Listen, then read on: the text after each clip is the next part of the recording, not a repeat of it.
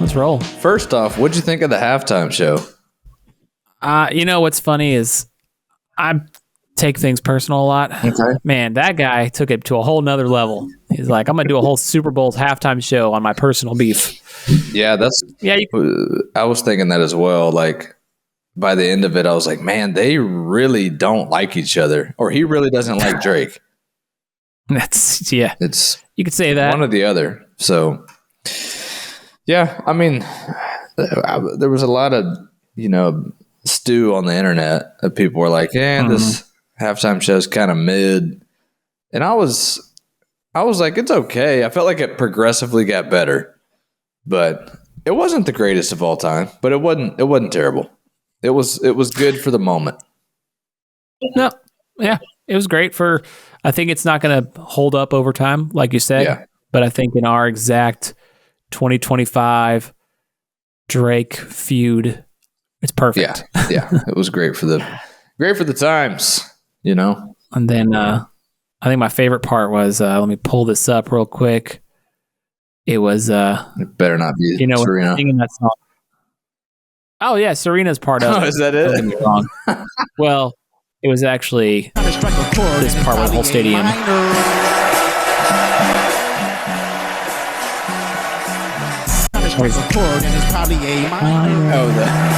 The whole stadium crowd getting in on it. Yeah, I like the whole crowd screaming A minor. That was funny. That was rough, but if you're Drake, yeah, not as rough as the game. Yeah, who had a better night, Drake or Pat Mahomes? Oh man, I was thinking the same thing. Who got stomped more? I would say that Patty Mahomes probably had a harder night. I feel like Drake's sitting on 400, 500 mil. He's probably kind of laughing this one off at the same time, and he lives in Canada, so there's a tariff on anything he says. But it's a relevant joke. Little tariff talk. No, I think, man, that first half especially, like, that is the most non-dominant I've ever seen Mahomes. The first drive looked great. I was like, oh, man, he's kind of locked in laser mode. And then the wheels fell off. They could not stop their defensive line. I would even say just the first pass looked good. Yeah. Because the first pass was their only first down in the first half. They had one first down the first half, and it was the first pass, a little 11-yard pass to Smith-Schuster. Where, he looked off, and kind of almost like a no-look pass to him. Yeah. It had like an RPO vibe to it. Yeah, I was like, okay, that's probably a good way to do it. Little misdirection. Yeah. They're going to be all right. But then, man, the wheels fell off. It's so fast. And, man, let's just kind of run down the game. So the Chiefs looked horrible. I don't know how else to put it. The run defense was good. And I thought defensively they played okay, but man, they could not move the ball at all. Like I said, one first down. They went 4 and out.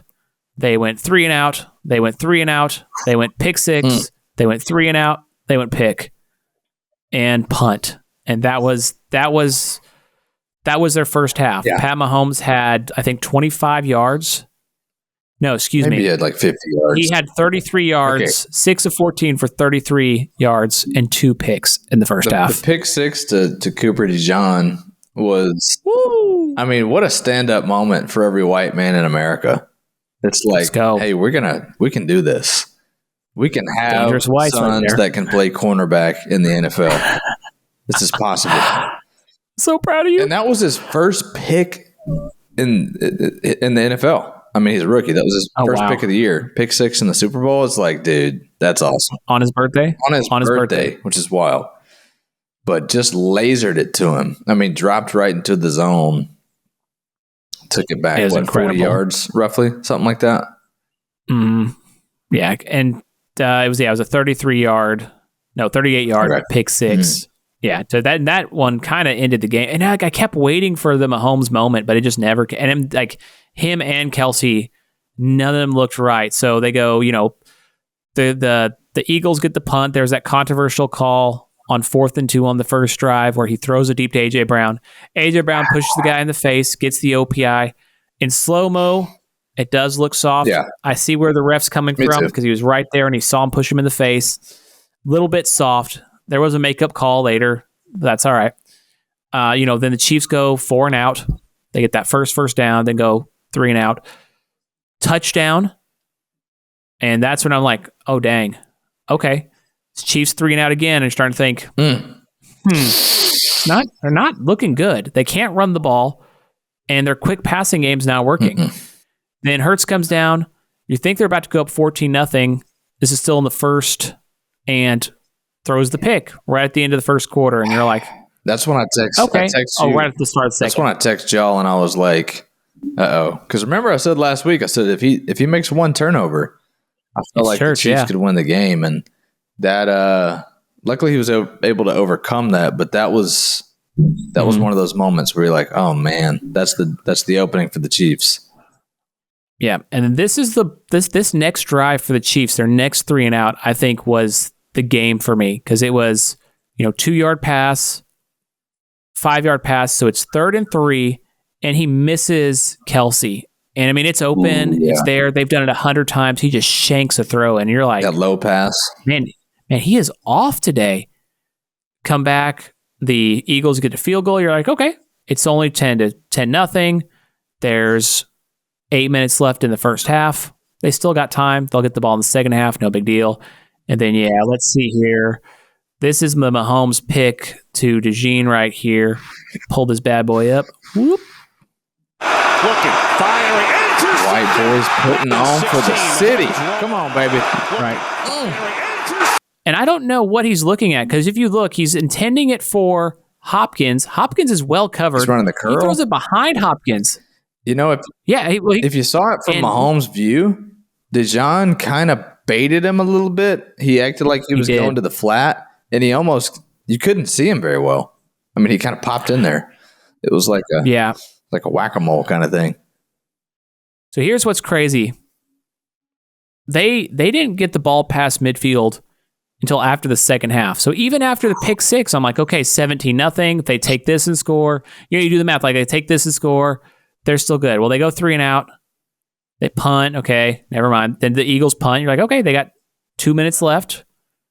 And then he's picked again. And he throws another pick in the 10-yard line. Touchdown, and it's over. And at that point, it is over. And I cannot believe how bad he looked. I mean, he had happy feet. He was pressured 47% of the time. Yeah, Brady was talking about every other time. Nonstop. Brady was like, just based on his feet, I can tell that he's not comfortable right now with his O-line. He's just, happy feet, I guess, like you called it. I got a question for you, though. One thing that was driving me insane, I think it happened on 3 of the 4 field goals for the Eagles. What was going on with they just jumped off sides every time? Or was like remember the deep snapper was like bobbing his head or something? Yeah, I don't really know. Like 3 times. I was like, what in the world? They called the center once, and it was strange. Yeah, just jumpy. Yeah, I don't know. It was, I don't know. Anyway, at halftime, Drake was definitely ahead of Mahomes at halftime. As Mahomes, this is how bad they were. The only team that had a worse first half as far as total yardage was the 85 Patriots, who played against the 85 Bears, and they had negative 18 yards at halftime. Wow. The Eagles had 24 points. The Chiefs had 23 yards. Oof. It was incredible. I've never seen a Super Bowl just that dominant. I guess the only other one that comes to mind was Denver getting curb stomped by Seattle. So Mahomes, happy feet. What they did that was genius is, first of all, you got to be able to pressure with 4. They didn't blitz all night. And what they did is they took away the short passes. He gets the reputation, Mahomes, of being the gunslinger because he has been in the past. Throwing it deep to Cheetah, Tyreek Hill, and had Kelsey prime. And, we still think of him as that guy. But the last 2 Super Bowls and really the last several years, they've been playing a lot of zone coverage to keep the deep ball away. And he's been dinking and dunking and making it work. And they took that away. So they played cover 4 60% of the time. Dang. So compare that to the year where Philly played about 20% of the time was cover 4. They played it all night. They were in zone 95% of the time because, right, you can keep it all in front of you. You can take away the short passes. I mean, and if you don't need to blitz to get pressure, who cares? This is exactly what this is not a joke at all. It's 100% what I do on NCAA on the internet. Yeah. I run cover 4. I spy with the middle linebacker, and then I count on the front 4, to take care of business. And then with the middle linebacker, if it's a running quarterback, he's done. And then if they do hand the ball off, now I got 5 guys. So, yeah. And at the same time, you keep 2 safeties deep, you're cover 4, and then you still have 2 linebackers dropping. So you're not going to have more than 6 receivers. So everybody's kind of taken care of. It's crazy. Interesting. So it was brilliant because Mahomes been fast at getting the ball out all year. He averaged almost 3 seconds holding on to the ball. So he was forced to hold on. They took away the quick stuff. And when they took that away, they didn't have anyone, especially with Rashee Rice out for the season. No one could really beat the coverage. And that allowed the pass rush to get to work. I mean, he was hit 11 times and then 6 sacks. That front 4, especially Sweat, those guys, I mean, oh gosh, just crazy. Like they looked that dominant against the Commanders as well. Like they peaked in the playoffs for sure. Their defensive line. It was incredible. So here's another stat from Next Gen Stats. He had a negative 1.36 EPA. Basically, it means bad. This was the 10th worst first half any quarterback has had in the last 5 years of any quarterback in any game. That was a bottom 10 first half. That's how bad Mahomes was because he had no O-line, he had no running game, and he had no receivers getting open. Yeah. It's a bad recipe. Turns out you need some help. It's one of those things where it's like, was it the player or was it the process? And I almost want to, I didn't feel bad for Mahomes. I didn't feel like he should feel bad because I think it was just that dominant of a game plan by Philadelphia. And that incredible, they executed it that well. And so I think at times, the funny thing is they kept showing him on the sideline talking to Carson Wentz. I was like, they're going to put in Carson Wentz against the Eagles? That'd been hilarious. But it essentially just kind of looked like he was like, I can't do anything. Like there's literally nothing I can do. Like I'm trying. It just makes me wonder, they had a makeshift offensive line. They had a couple fringe players starting. How did they beat the Bills? How do they beat is it just they're in their heads? To me, it's just Mahomes magic. I started to think about it throughout the game. I was like, it's kind of like their season was a game of Jenga.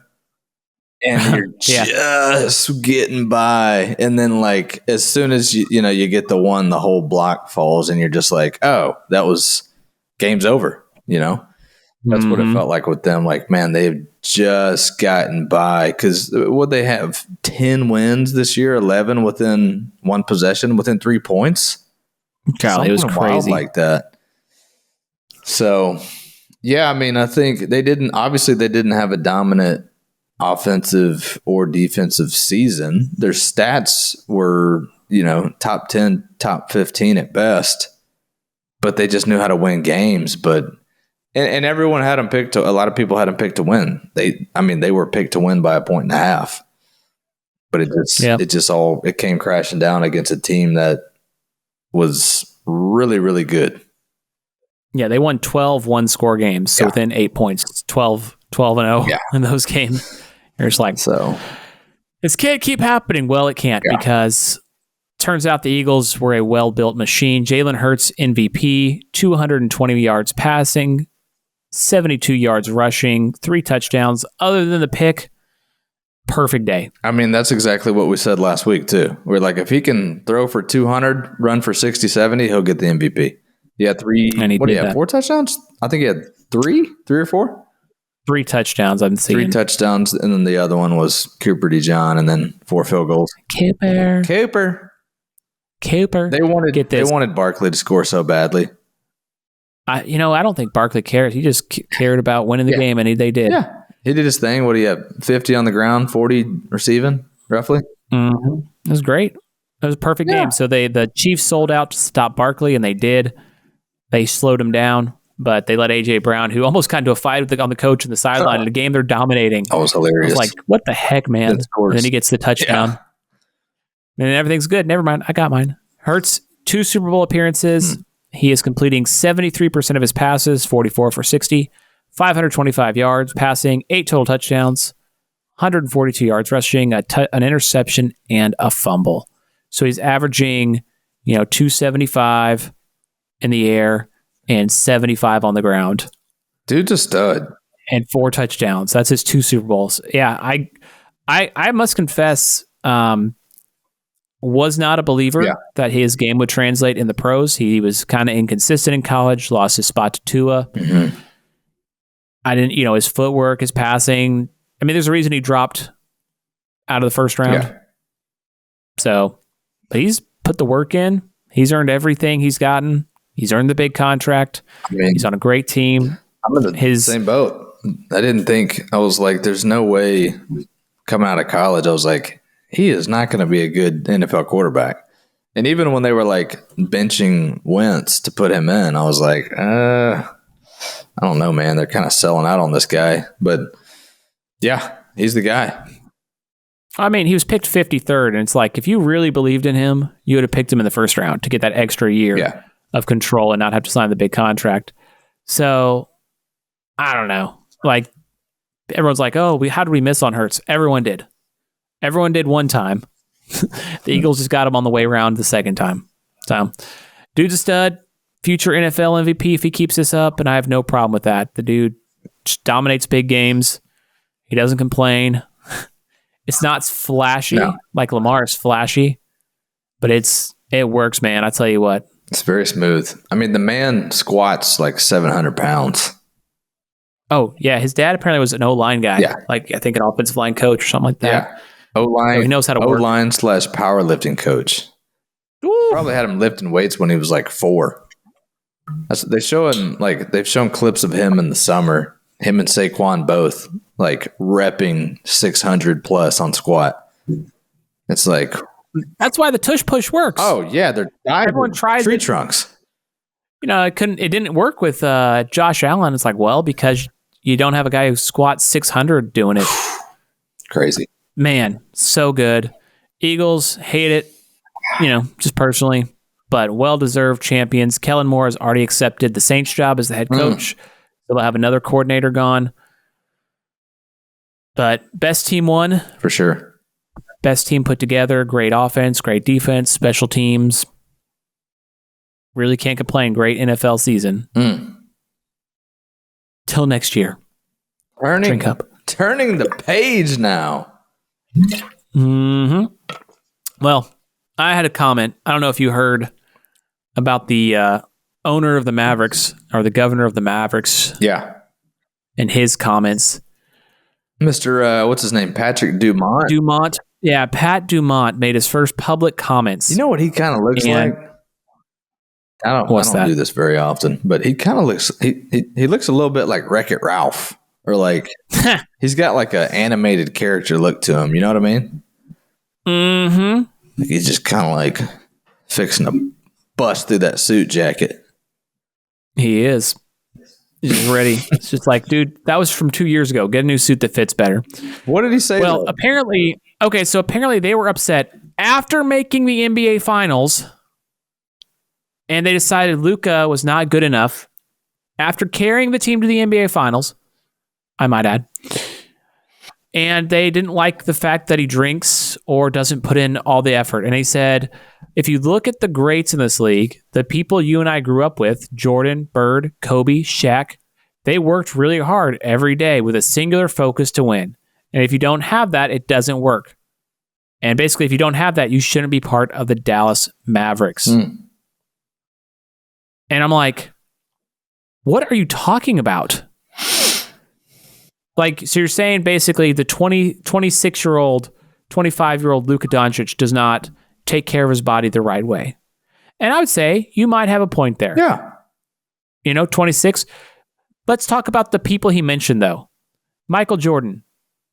How old? So real quick, just to recap, Luka Doncic is 25, I believe. He's We're about to turn 26. He's 25, fixing to turn 26. He's in his, I think, this month. 7th season? Yes. So, yes, he is going to turn 28 this month. That's what I was like. I think he's really close. At 26, Michael Jordan lost to the Pistons and had to bulk up. Yeah. Like, he didn't make it to the finals.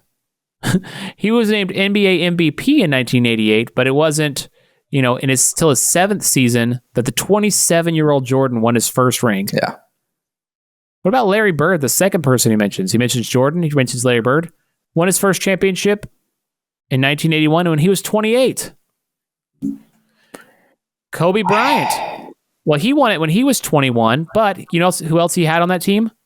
MVP level Shaquille O'Neal, who is not the picture of health and working hard. He talked, and Shaq's mentioned this. He's like, I don't know, like I worked my way into shape. That was also part of the reason Shaq got traded to the Heat, was because he had put on like 70 pounds of pure muscle.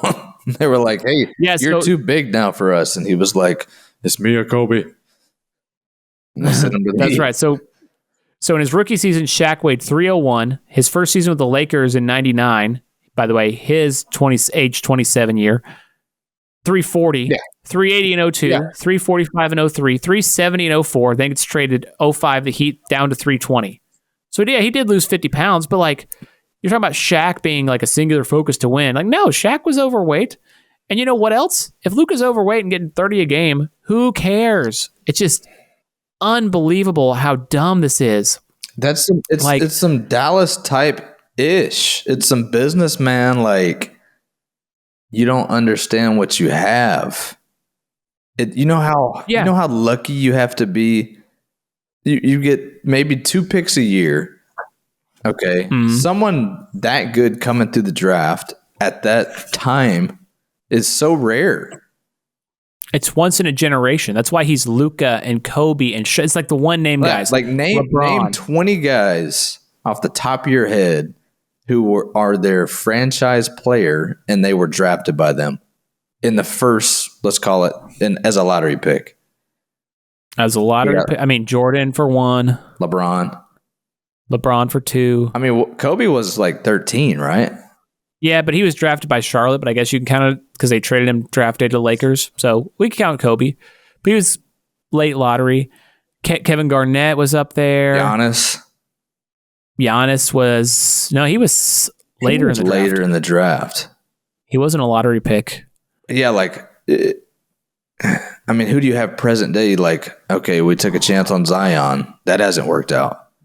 Whoops. Yeah. You had Brandon Ingram. Like, that didn't work out. You had Lonzo Ball. That didn't work out. Yeah, you're right. It's like, try to defend Lonzo Ball. They're not Luka, right? No, he's a once in a lifetime player, and he was it's like still mad. He was work on what you have, you know. But then you trade him for AD, who's out for a month and may require surgery, might be out for the whole season. Yeah, and it's like, what are you doing? As LeBron said, I will say this though: if we're comparing debuts, AD's debut was pretty awesome. AD's debut was amazing. I watched the first half. I didn't see when he got hurt, but yeah, the first half he looked like MVP level AD. He looked like bubble AD. You're like, yeah, like this could work. This is awesome. And then typical AD, he gets hurt in the third quarter, and you're like, he's out for a month. Might be the season. I was reading they didn't do a physical. Shut it down. They waived the physical. So he might actually be out for the year. Wow. We'll see on that. So might require surgery. Gafford's out for who knows how long. Lively's like, this season's done. The Mavs have the 22nd strength of schedule. I mean, they could fall out of the play-in and be done. And all of a sudden they go from, a top 5 seed with Luka to out of the playoffs. And then you have a first rounder in 2 years, like I said, after, the Lakers go back to back. Yeah. Just insanity that you traded a guy right before his prime. And the people are rebelling. They had people kicked out of the stadiums for chants and for signage on Fire Nico, which I don't think it was Nico's fault. I'm thinking Nico might have been forced into it. Yeah. I think Nico it was an ownership decision, but I watched the first quarter last night of the Luka debut, and Yep. I think he feels so betrayed, man. I can't believe it. You can see it on him. You're like, he doesn't want to be there. It's like, I think he'll eventually get over it. But right now in the moment, it's one of those things. I was thinking about this too, and we're both like this. If it's not your idea, it's not going to feel as good when you conquer the world. You know what I mean? Like, they won a championship this year in LA. I feel like there's going to be a piece of him that's like, I wanted to do this in Dallas. I want it to be my thing where I built it. Yeah, exactly. Yeah. I mean, and he talked about his loyalty. He wanted to be in Dallas his whole career. It sucks, man. Him, Dirk, Mark Cuban, I think all feel betrayed. Yeah. And all the Mavs fans do too. I mean, Dirk was there in LA for the debut. Right. And they were smart. They played 24 minutes. Yeah. He played fine. Yeah. He'll be great. He's going to be fantastic. Yeah. I hope he's doing okay. As a human being, you're like, I hope he feels all right, man. It's like the dude looks crushed. And that's what the talk about him has been. Well, yeah. He's just kind of like moping around LA a little bit. Well, yeah. I mean, I think, like I said, he's a super loyal guy. He was made promises, and they stabbed him in the back. And now my favorite team's going to miss the daggone playoffs. And the Lakers have won 6 straight, are up to the 4 seed. They might be pushing. I mean, they're only 2.5 out of the 2 seed. So they might be pushing close to home court. Yeah, I think we'll see. I think the Lakers they're lacking some depth at center. I think they'll end up the 3 or 4 seed. The thing that they have to stay away from is becoming the 4 or 5 seed against Denver. They don't want to play Denver in the first round. I don't care who you have. Yeah, and the Rockets are fading. So right now, Thunder 1, Grizz 2, Nuggets 3, Laker 4, Rockets 5. Yeah. So right now, the standings are pretty favorable for... Let's see if I can share this. Zoom in a little bit. So right now, the standings are pretty favorable for the Lakers to kind of move into that 3 spot. I want to say, like, I don't think both of those teams will keep up their pace. Like, I think with Luka, Grizzlies could drop too. Yeah, it's kind of where I'm thinking. I think Grizzlies go to 4, Lakers 3, Nuggets 2. Yeah. The one I'm worried about here is Suns and Spurs jumping the Mavs. Yeah. I think, especially with all the injuries. The Mavs with all the injuries are going to drop. The Kings traded De'Aaron Fox to the Spurs. They got Zach LaVine, but I think they may drop as well. Keep it down there a little bit. See those bottom teams. Because I think 5 and up's going to stay where they're at. The Clippers will probably stay where they're at. I think the play-in's on the set. Timberwolves right now, though. They're playing 7-3 their last 10. Yeah. Ant scored 90 points in 2 games there. Yeah. So if he finally gets to start turning it around, then they could jump the Clippers or I don't know. The Rockets seem too far gone. Yeah. But we still got 40 games to play. Yeah. 30 games. A lot of games. Lots of time left in the season. Lots of time left. But to quote LeBron, going back to the Mavs ownership, when the clown moves into a palace, he doesn't become a king. The palace becomes a circus. That's what it feels like. And it kind of sent me down the rabbit hole. So the last 3 teams to change owners or in potential of changing owners, they all made a big splash right away. And it's just blown up in their face. So new ownership for the Mavs trades Luka so they buy the team, they make the Western Conference Finals. They don't understand how rare it is. Make the NBA Finals. They don't understand how rare that is. The Mavs have made the NBA Finals 3 times. Yeah. So, like, in 30 years, the 30 years that I've been watching them, they've been relevant the whole time, but they only made the finals 3 times. And so then they decide Luka, who drug them to the finals, is the best player on the team. They decide he's not good enough. They replace him for Anthony Day-to-Day Davis. And so then, like the Suns, when they got their new ownership group, first they traded everything for KD. Yeah. And then they traded all the rest they had for Bradley Beal, who is, I think, a top 5 con man. Like, you have to get offered the contract. Yeah. He just signed on the dotted line. But I don't think there's a player who has taken more and given less in the NBA. Like, I watched him in college, and I was like, I don't get it. Ben Simmons is pretty close. Ben Simmons is a really good answer, actually. Yeah, but is Bradley Beal an All-Star? Has he ever been an All-Star? He has been before with Washington, probably not with Phoenix, but he earned his paycheck in Washington. You know, he was there for 8 or 9 years. They had a couple years there with John Wall where they were, thinking they were going to beat LeBron, but they couldn't. He had some good years. I mean, now he's not a $50 million a year guy. No. But he's one of 2 people in the league with a no trade clause, which cracks me up. And being the Suns, when Ishbia dropped in and the KD trade, I was all about. I thought that was amazing. I was like, yeah, he did have 2 years where he scored 30 points a game, but he only played 57 and 60 games those 2 years. Yeah, it was just the cast they put around them. I don't know why it didn't work.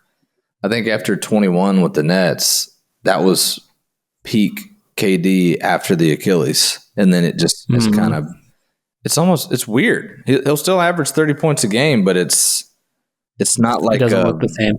It's not like a take the game over 30 point. No, which is the weirdest thing of like, oh, he scored 30, and it was kind of meh. Yeah, that's what's strange about it. It's whatever. It's a KD 30 piece. So yeah, whatever. Well, the other trade I was going to mention, with the Suns, that obviously hasn't worked other than the time they were in the bubble, but then that was, before they traded. Mm-hmm. The ownership group was kind of changing for the Timberwolves, and the A-Rod group, which I think just came in, they were pushing for the Rudy Gobert trade. And, they traded basically 5 first-round picks for Gobert. Super short-sighted, 1 step forward, 2 steps back kind of thing, and drastically shortened their window of winning. So, they went to the Western Conference Finals last year, but I think that's the peak. Yeah. And it's just, man, you get a new guy in. Minnesota's like, we got to, address the interior defense. They give everything away for it. The Suns, they desperately need to replace CP3. Desperately need to replace this. The Mavs desperately need to address lack of work ethic and culture. Yeah. And it's like, dude, just be patient for like 2 years. Mm-hmm. The best teams, as you can see right now, are I'd say the Cavs, the Celtics, and even I know we're in a different phase now, but like Milwaukee, you got to look at it from the standpoint of, all right, you buy the team, give me 10 years, and if we can make it to the finals twice, oh yeah, that's amazing. Huge. Like, if we can get close to getting to the finals twice in a decade, that's all you can ask for. Because, think about Milwaukee. Like, it took Giannis 7 or 8 years. It took him, he got to the Eastern Conference Finals or lost 3 or 4 times prior to getting to the finals once. Yeah. And he's, otherworldly player. So, yeah, it's, you got to have patience. And Nico, the whole press conference thing where he was like, long term for us is 3 to 4 years. It's like, what? I don't think the best organizations are thinking that way. Years. That's not what the Boston Celtics were thinking when they got Jason Tatum, Jaylen Brown. They let Kyrie walk. They were like, we're good. Here in the next 4 to 5 years, I think we'll have what we need. It's crazy. Once they sell, because they're for sale, who's going to, Jaylen Brown's going to be gone, I bet. The new owners, unless it's like the Saudis who don't care. Right. But I wonder who's going to be traded out of that group. Because, they're not going to want to pay for everybody. They're going to have to blow up in a couple of years. Obviously, they can't keep. I think Porzingis is the first to go. Oh, he's gone. Yeah. And then I wouldn't be shocked if in the next couple of years, who's my boy? I just blanked. White? No, Holiday. Oh, Drew? Holiday, he may retire. I was going to say, he's getting 34. So I could see him, Hey, Drew. Or he could go anywhere. Holiday. Be a role player off the bench. But yeah, that's a good point. Yeah, I could see them trading him and blaming that on Nike as well. Hey, got to do what you got to do. Yeah. But Mavs owners, I thought they were being evil. Evil would actually give me hope that they're plotting and scheming. Turns out they're just dumb. So there goes any hope and idea. Until next time. Till next time.